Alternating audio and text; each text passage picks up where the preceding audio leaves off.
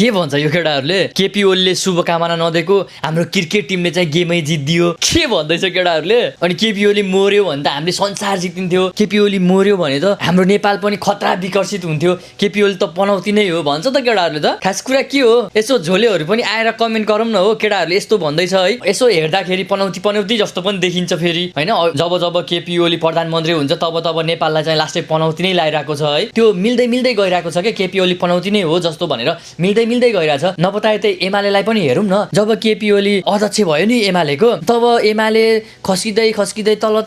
जाँदैछ अहिले त जिरोमा पुगिसक्यो ल एमा ल हेर त ल अझै तिमीहरूले हाम्रो राजनेता केपी ओली हाम्रो अध्यक्ष केपी ओली भन्दै नहिँड्यो क्या केटा हो लास्टै पनौती हो केपी ओली भनेको देशको लागि पनौती तिमीहरूको आफ्नै पार्टीको लागि पनौती हो ल नपताए ल भन त पहिलाको चुनावमा धेरै मासु भात खान पायो होला मासु भात रक्सी खान पाथ्यो होला अहिले अलिकति कम भयो नि त होइन घट्यो नि त अब अहिलेको चुनावमा अलिकति बाहेक खान पाउँदैन तिमीहरूले मासु र भात हो कि नै ल भन त सबै डढाइदियो नि त नेता केटाहरूले सबै डढाइदियो नि त पैसा सैसा यताउता सबै डढाइदियो नि त हो त्यही भएर केपी ओली पनौती नै हो